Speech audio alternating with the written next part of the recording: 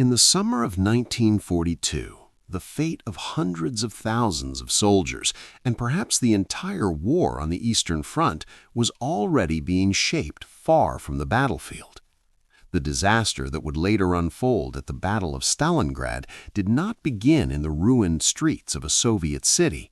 It began in conference rooms in Berlin, inside maps covered with arrows and ambitions, and in the mind of one man, Adolf Hitler. Just 1 year earlier, Germany had launched the largest invasion in human history, Operation Barbarossa. In June 1941, more than 3 million German soldiers crossed the Soviet border in a lightning campaign that seemed unstoppable. Entire Soviet armies were encircled and destroyed. Millions of prisoners were taken. Cities fell in rapid succession. For a moment, it appeared that the Soviet Union might collapse within months. But the war in the East did not unfold the way German planners expected. By the winter of 1941, German forces had reached the outskirts of Moscow. Exhausted, undersupplied, and unprepared for the brutal Russian winter, they stalled. Then the Red Army counterattacked. Fresh Soviet divisions pushed the Germans back from the capital, shattering the myth that the Wehrmacht could not be stopped. For the first time since the beginning of the war, Germany faced a long and uncertain conflict against the vast resources of the Soviet Union. Yet the problems facing Germany were not only military, they were economic. Germany simply did not have enough oil. Modern mechanized warfare consumed enormous amounts of fuel. Tanks, trucks, aircraft, and armored vehicles all depended on a steady flow of petroleum.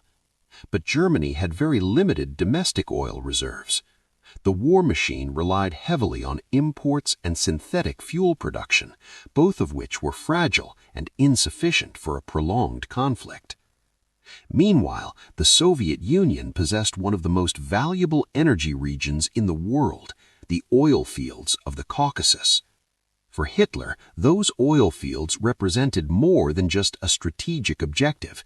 They represented survival.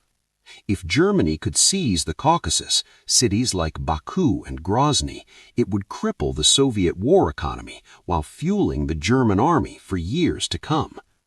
If Germany failed, the Wehrmacht would remain trapped in a war of attrition that its economy might not sustain.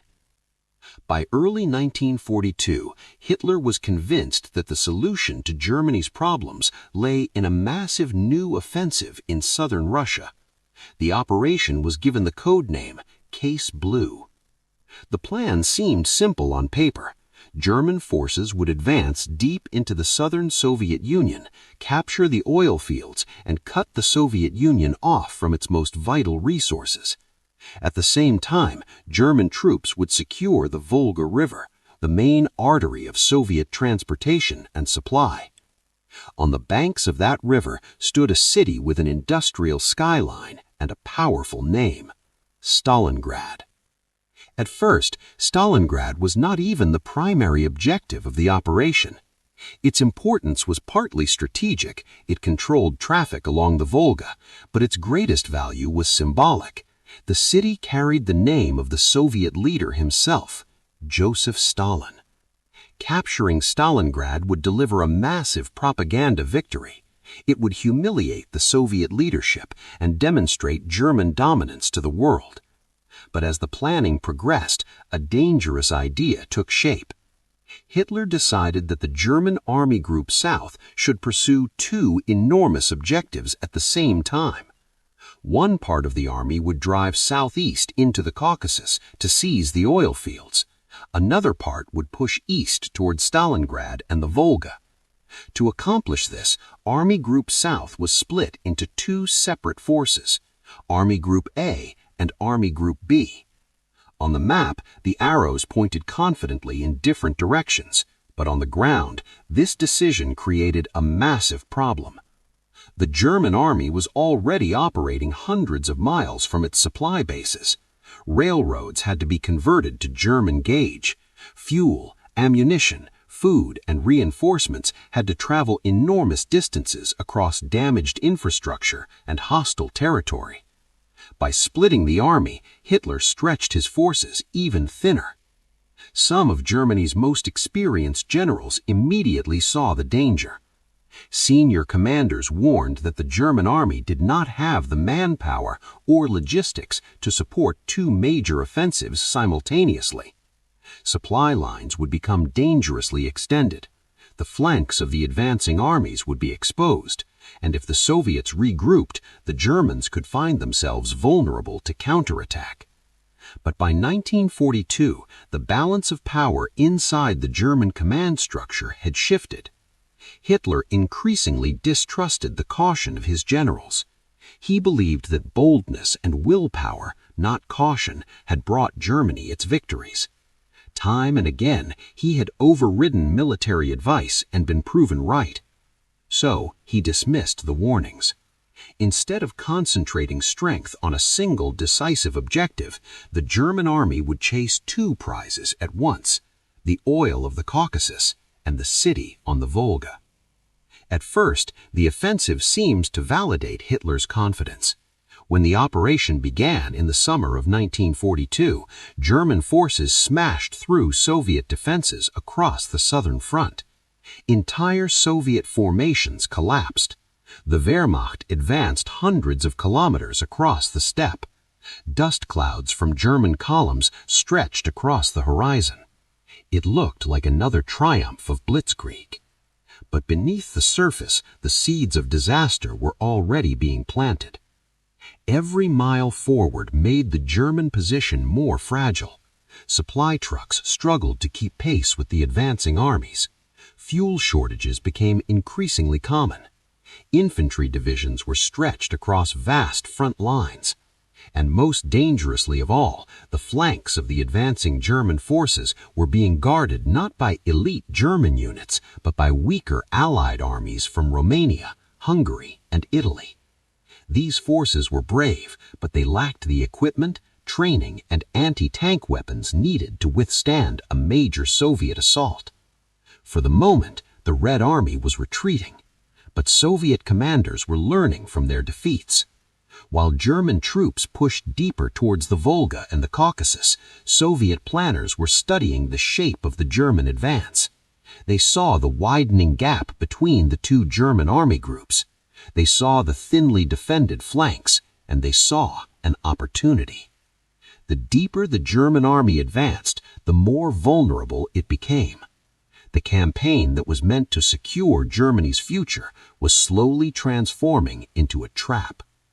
And the city that had once been only a secondary objective, Stalingrad, was about to become the focal point of one of the most devastating battles in human history. By the time the first German soldiers saw the distant smoke rising over the Volga River, the fatal flaws of the campaign were already in place.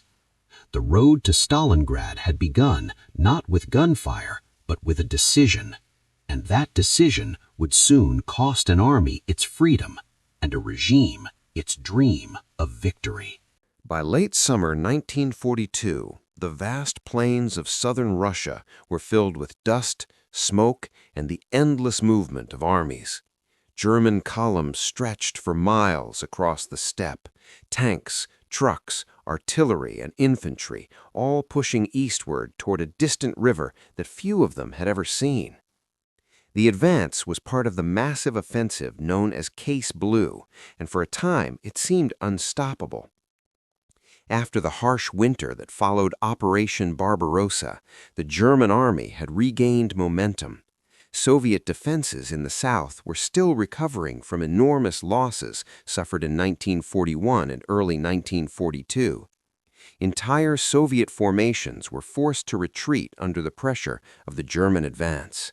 Cities and villages fell one after another as Wehrmacht divisions drove deeper into Soviet territory. At first glance, it looked like the Red Army was collapsing again. German soldiers riding on the backs of tanks believed they were witnessing the final stage of the war in the East.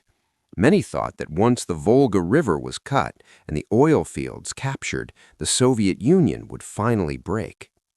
But beneath the appearance of success, the German advance carried a growing problem: distance. The farther the German army moved east, the longer its supply lines became. Fuel had to be transported over hundreds of kilometers. Ammunition and food moved slowly along damaged railways that engineers struggled to repair.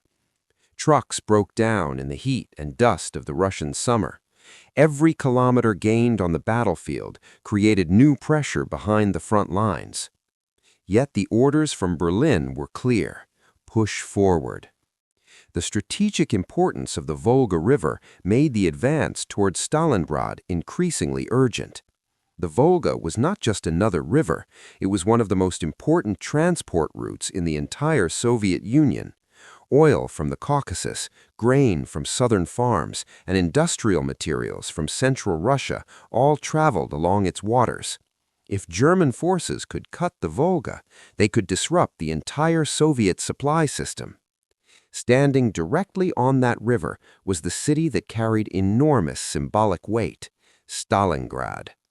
For Adolf Hitler, the name alone made the city impossible to ignore. Capturing a city named after Joseph Stalin would send a powerful message to both friend and foe.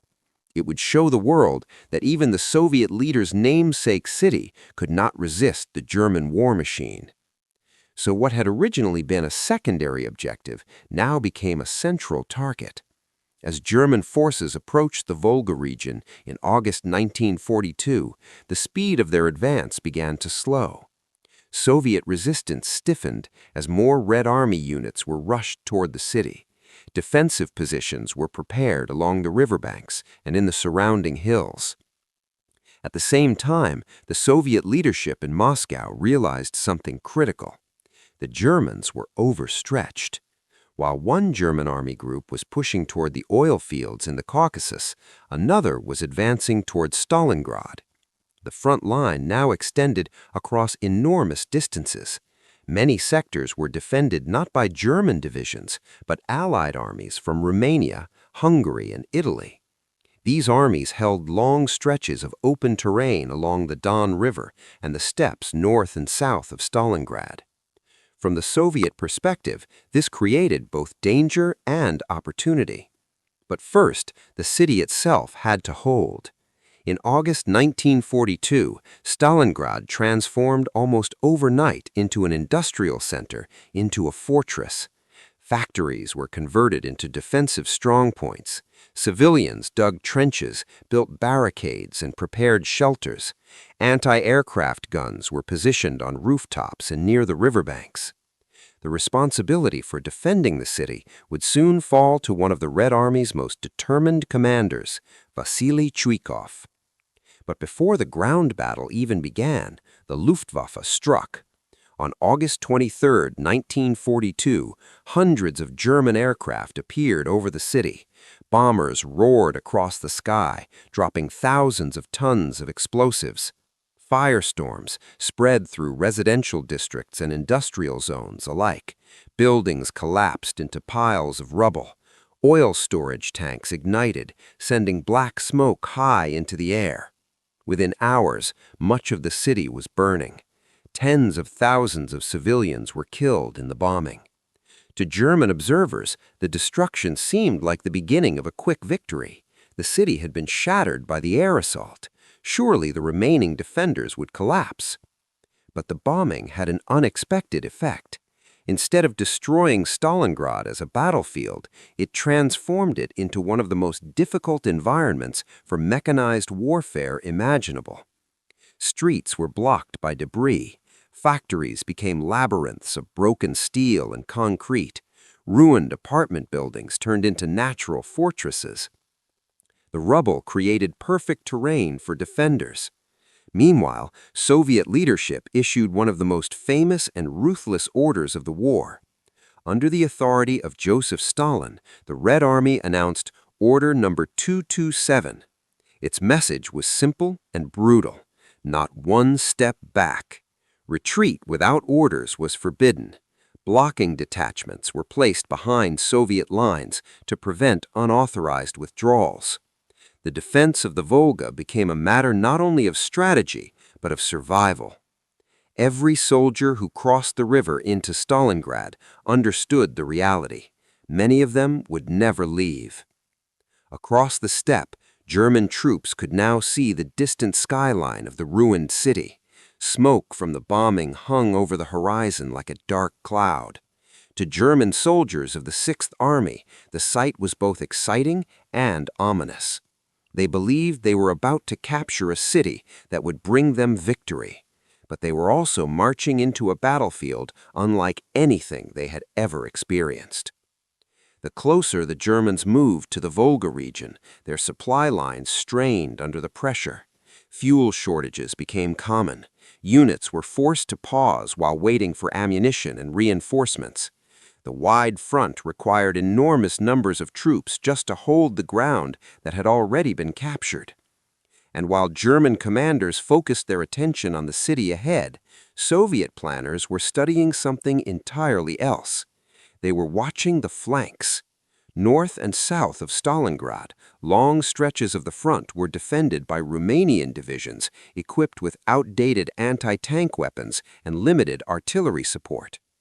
These positions faced open terrain where large armored forces could maneuver. To Soviet strategists, the pattern was becoming clear. The German army was concentrating its strength on capturing a single city, but in doing so, it was leaving the door open for something far more dangerous. The advance towards Stalingrad was reaching its climax. German soldiers believed they were about to secure one of the greatest victories of the war. They were only a few kilometers from the Volga River.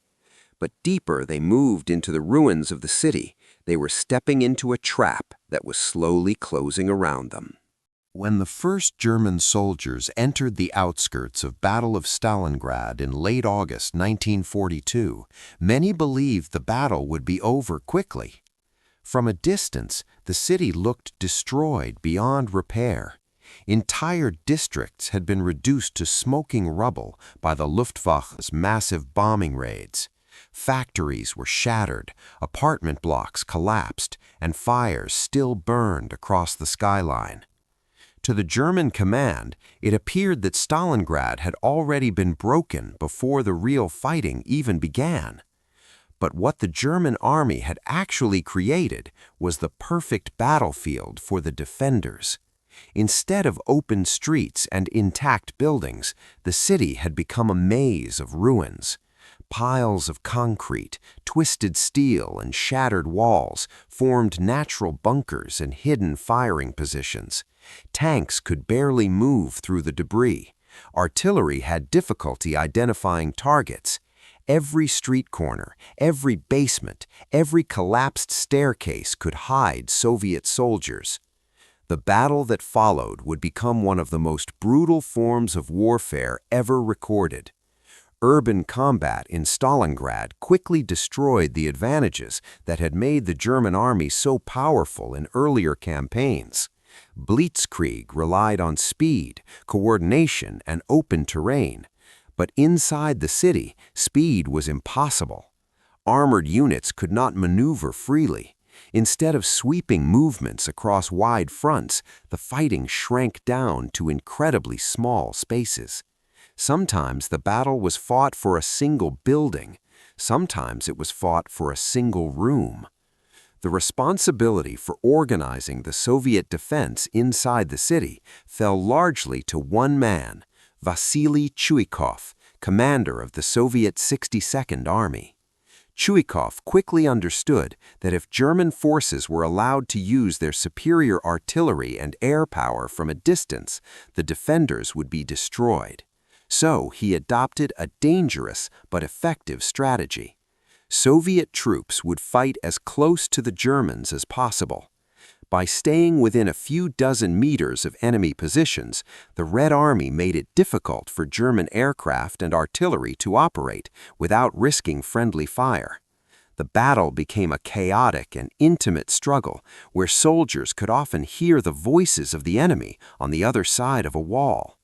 Chuikov later described the tactic simply: "We hugged the enemy." The result was a form of combat that German soldiers had never experienced before. Instead of large, organized attacks, the fighting took place through ambushes, sniper fire, and sudden close-range assaults. Small Soviet units hid inside ruins and launched surprise attacks at night. Snipers climbed into shattered buildings and waited patiently for German officers to appear. Grenades were thrown through broken windows, machine guns fired from cellars and sewer entrances. Every day, both sides lost hundreds, sometimes thousands of soldiers. The city itself became a series of deadly landmarks. One of the most important locations was a hill overlooking the city, known as Mamayev Kurgan. Control of this high ground allowed artillery observers to direct fire across much of Stalingrad. As a result, the hill changed hands again and again. Shells churned the earth so violently that the ground itself seemed to move. By the end of the battle, the soil was said to contain more metal fragments than dirt. Another focal point of the fighting was the city's massive industrial district along the Volga River. Factories such as the Red October steel plant and the tractor factory turned into enormous fortresses. Workers who had once produced tanks and machinery now fought as soldiers inside the very buildings where they had worked. In some areas, the front line ran directly through factory halls filled with shattered equipment. German soldiers could control one floor of a building, while Soviet defenders held the basement below them. Fighting often erupted inside stairwells and corridors, with both sides launching sudden attacks using grenades, bayonets, and submachine guns. Among the ruins stood one of the most famous defensive positions of the entire battle, a fortified apartment building that became known as Pavlov's house. A small group of Soviet soldiers held the building for weeks against repeated German assaults, turning it into a symbol of stubborn resistance. For the German Sixth Army, commanded by Friedrich Paulus, the battle was becoming increasingly frustrating. At first, German commanders believed that overwhelming firepower would crush the remaining Soviet defenders, but each new attack only seemed to reveal more hidden positions. Every captured building exposed another line of resistance deeper in the ruins. The city was swallowing the German army piece by piece. At the same time, Soviet reinforcements continued to arrive across the Volga River. Under constant artillery fire and air attack, small boats ferried soldiers, ammunition, and supplies across the water at night. Many of these boats were destroyed before reaching the shore, but enough made it across to keep the defense alive. Fresh Soviet units were thrown directly into the battle with little time for preparation. Many soldiers crossed the river at night and entered combat within hours of arriving. The Volga itself became the lifeline of the defenders. As long as Soviet forces controlled even a narrow strip of riverbank, the city could continue to resist. Meanwhile, German troops were being drawn deeper and deeper into the ruined streets. Every new attack required more manpower. Every block captured came at a heavy cost in casualties. The fighting was exhausting. German soldiers who once expected quick victories across open fields now found themselves locked in a slow and brutal struggle that seemed to have no end. The constant noise of explosions, gunfire, and collapsing buildings filled the air day and night. Dust and smoke hung over the city like a permanent fog. By October 1942, German forces controlled most of Stalingrad, but they did not control all of it. Small Soviet pockets still clung to positions along the Volga. In some areas, the distance between the two armies was less than 30 meters. The Germans were incredibly close to complete victory in the city, yet they could never quite finish the job. The battle had become a deadly stalemate. And while the German Sixth Army poured more and more of its strength into the ruins of Stalingrad, far beyond the city, something far more dangerous was taking shape. Soviet commanders were not only defending the city, they were preparing something much larger. They had studied the German advance carefully. They knew where the German army was strongest, but more importantly, they knew where it was weakest. North and south of the city, long stretches of the German front were held by Romanian and other Allied units with limited equipment and anti-tank weapons. These sectors were thinly defended. Inside the ruins of Stalingrad, German soldiers believed they were fighting the decisive battle that would bring them victory. But outside the city, hidden behind the wide steppes and frozen rivers, the Red Army was quietly assembling the forces that would soon surround them. The trap was almost ready. By the autumn of 1942, the fighting inside the ruined city of Battle of Stalingrad had reached a horrifying intensity. German soldiers believed they were on the verge of victory. The Wehrmacht controlled most of the city, and the remaining Soviet defenders clung to narrow strips of land along the Volga River. From a tactical point of view, the German Sixth Army appeared to be winning. But far beyond the shattered factories and burning buildings, Soviet commanders were preparing a plan that would change the entire course of the war. While German forces were locked in brutal street fighting, the Soviet High Command, known as the Stavka, was carefully studying the shape of the battlefield. Soviet strategists had learned painful lessons during the first year of the war. Now they were determined not just to defend, but to strike back with a carefully planned offensive. The key insight was simple. The German army inside Stalingrad was strong, but the German army around Stalingrad was not. To protect the long front lines created by the advance toward the Volga and the Caucasus, the German command had relied heavily on Allied forces. Romanian, Hungarian, and Italian divisions were assigned to guard the northern and southern flanks of the German Sixth Army. These units were brave, but they lacked modern equipment. Many of them were poorly equipped to deal with Soviet tanks. Their anti-tank weapons were outdated, and their defensive positions stretched across vast open terrain. In some places, a single division was responsible for defending dozens of kilometers of front line. To Soviet planners, this was the weak point. Instead of attacking the German forces inside the city directly, the Red Army would strike the vulnerable flanks held by these Allied armies. If both flanks could be broken at the same time, the Soviet forces could close behind the German Sixth Army and trap it inside a massive encirclement. The plan received a powerful name: Operation Uranus. For weeks, the Red Army secretly assembled enormous forces behind the front lines. Entire tank armies, artillery units, and infantry divisions were moved into position under strict secrecy. Camouflage, deception, and night movements helped hide the growing concentration of troops. German reconnaissance aircraft noticed some activity, but the scale of the Soviet buildup was underestimated. Inside the city, German commanders believed the Red Army was nearly exhausted.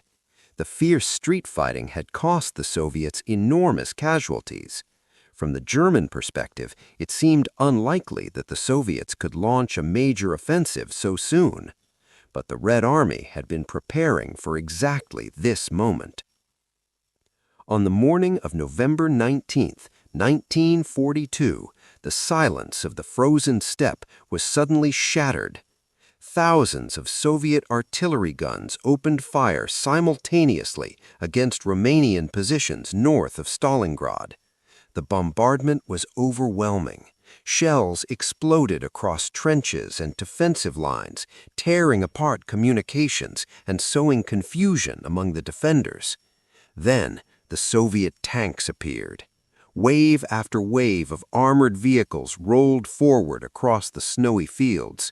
Romanian infantry fought desperately, but their anti-tank weapons were simply not strong enough to stop the advancing Soviet armor. Defensive lines began to collapse as Soviet forces broke through in multiple places. Within hours, entire sections of the front had disintegrated. The following day, Soviet forces launched a second attack south of Stalingrad against Romanian units guarding that sector. Once again, massive artillery bombardments were followed by powerful armored assaults. Now, the trap was closing from both directions. German commanders quickly realized the danger.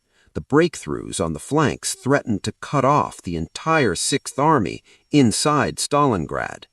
Orders were issued to form defensive lines and slow the Soviet advance, but the speed of the attack made coordination extremely difficult. Soviet tank units pushed rapidly through the open steppe, advancing dozens of kilometers in just a few days. The two spearheads were moving toward each other. On November 23, 1942, the northern and southern Soviet forces finally met near the town of Kalach on the Don River. With that meeting, the encirclement was complete. More than 250,000 German and Axis soldiers were now trapped inside a massive pocket surrounding Stalingrad. The German Sixth Army, commanded by Friedrich Paulus, suddenly found itself surrounded on all sides. For the soldiers inside the pocket, the situation was shocking. Just days earlier, they believed they were close to capturing the city and achieving victory. Now they were cut off from the rest of the German army, with Soviet forces tightening a ring around them. The immediate question was obvious. Should the Sixth Army attempt to break out? Several German commanders believed that a breakout was the only realistic option. If the army moved quickly, it might still be possible to punch through the encirclement before Soviet defenses became too strong. But the final decision did not belong to the generals on the battlefield. It belonged to Adolf Hitler. When reports of the encirclement reached German headquarters, Hitler refused to authorize a retreat. He believed the situation could still be stabilized. In his view, Stalingrad had enormous symbolic value, and abandoning the city would be a major political defeat. Instead of ordering a breakout, Hitler commanded the Sixth Army to hold its positions. The trapped forces would form a defensive fortress inside the city and wait for relief. To make this plan work, the German army would have to supply the entire encircled force by air until ground forces could break through the Soviet lines. It was an extraordinary gamble. The German Air Force, the Luftwaffe, was tasked with delivering hundreds of tons of food, fuel, ammunition, and medical supplies every day to the trapped army. In theory, it sounded possible. In reality, it was almost impossible. The distance was too great. The weather was becoming increasingly severe. German fighters and anti-aircraft guns threatened every transport flight. Still, the order remained unchanged. The Sixth Army would stay in Stalingrad. For the soldiers trapped inside the pocket, winter was approaching, supplies were running low, and the Soviet ring around them was growing stronger every day. The battle that had once been an offensive was now turning into a desperate struggle for survival, and the final chapter of the catastrophe was about to begin. When the Soviet encirclement closed around the German forces in November 1942, the reality of the disaster slowly began to sink in. More than 250,000 soldiers, German troops, along with Romanian and other Axis units, were now trapped inside the pocket surrounding Battle of Stalingrad. The once powerful German Sixth Army, commanded by Friedrich Paulus, had suddenly been transformed from an attacking force into a besieged army fighting for survival. At first, many German soldiers believed the situation would be temporary. They trusted that the German High Command would quickly organize a relief operation. After all, the Wehrmacht had overcome difficult situations before. Encirclements had happened earlier in the war, and German forces had often managed to break through enemy lines. But this time, the circumstances were very different. The Soviet armies surrounding Stalingrad were strong, organized, and determined to hold the ring closed. At the same time, the German army inside the pocket faced an immediate and terrifying problem: supplies. Food, ammunition, medical equipment, and especially fuel were running dangerously low. Yet, the order from Adolf Hitler was clear. The Sixth Army was not allowed to retreat. Instead, it was to hold its ground inside Stalingrad and wait for support from the outside. Hitler believed the army could survive if it was supplied by air until German forces managed to reopen a land corridor to the city. The responsibility for keeping the trapped army alive fell to the German Air Force. Every day, the Luftwaffe would need to deliver hundreds of tons of supplies into the encircled pocket. Transport aircraft would fly into airfields inside the pocket, unload their cargo, and fly out again before Soviet fighters or artillery could destroy them. On paper, the plan appeared bold but possible. In reality, it was a logistical nightmare.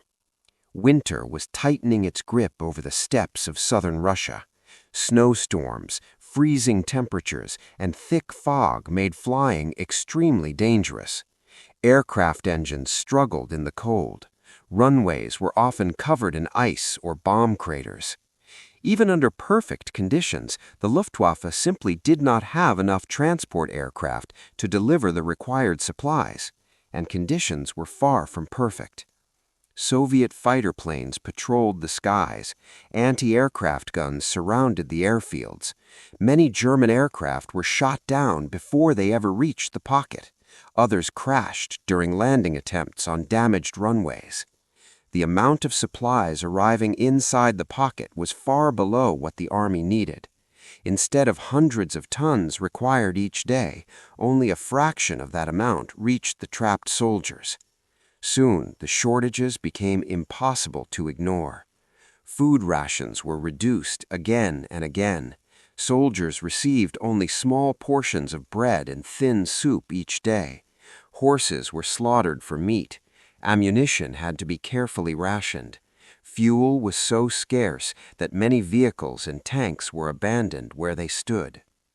As December turned into January, the situation became even worse. Temperatures dropped far below freezing. Soldiers who lacked proper winter clothing suffered from frostbite. Medical supplies were almost gone, leaving thousands of wounded men without proper treatment. Hospitals inside the pocket overflowed with injured soldiers lying on the floors of freezing buildings. Hunger, cold, and exhaustion slowly drained the strength of the trapped army. Meanwhile, outside the pocket, German commanders were desperately trying to rescue the Sixth Army. A relief operation was organized and launched under the name Operation Winter Storm. German armored units attacked from the southwest, attempting to break through Soviet defenses and reach the trapped forces. For a brief moment, hope returned. The relief force pushed forward and came within about 50 kilometers of the pocket. Some officers inside Stalingrad believed that if the Sixth Army launched a breakout at the same time, the two forces might be able to link up. But once again, the final decision rested with Hitler. And once again, the answer was no. Hitler refused to allow the Sixth Army to abandon Stalingrad. The army was ordered to remain in place and continue defending its positions. Without permission to break out, the trapped soldiers could only wait as the relief attempt eventually stalled under heavy Soviet resistance. The chance of escape slowly disappeared. By January 1943, the situation inside the pocket had become hopeless. Soviet forces tightened the ring and began a final offensive to destroy the trapped army. Artillery bombardments pounded the remaining German positions. Soviet troops advanced through the frozen ruins, capturing one sector after another. The German defensive lines were collapsing. Starving, freezing, and almost completely out of ammunition, the soldiers of the Sixth Army could no longer resist effectively. Entire units surrendered as their strength finally gave out. On January 30th, 1943, in a final symbolic gesture, Hitler promoted Friedrich Paulus to the rank of Field Marshal. In German military tradition, no field marshal had ever surrendered to the enemy. The message behind the promotion was clear. Hitler expected Paulus to fight to the death. But the reality on the ground made further resistance meaningless. The following day, on January 31st, 1943, Paulus surrendered to Soviet forces in the southern part of the city. 2 days later, the remaining German troops in the northern pocket also laid down their weapons. The battle was over. Out of more than 250,000 Axis soldiers trapped in Stalingrad, only a small fraction would ever return home after the war. Hundreds of thousands had been killed, wounded, or captured during the fighting and the final collapse. For the Soviet Union, the victory was enormous. For the first time, an entire German field army had been destroyed. The defeat shattered the myth of German invincibility and electrified the world. Across Europe and beyond, it became clear that the German war machine could be beaten. For Germany, the consequences were devastating. The loss of the Sixth Army weakened the entire Eastern Front. It forced the German military to the defensive and marked a turning point in the war against the Soviet Union. The dream of a quick victory in the East was gone forever. What had begun months earlier as an ambitious offensive aimed at securing oil and crushing Soviet resistance ended in one of the greatest military catastrophes in modern history. And in the frozen ruins along the Volga River, the battle that had once seemed like a path to victory became a symbol of the moment when the tide of the war finally turned.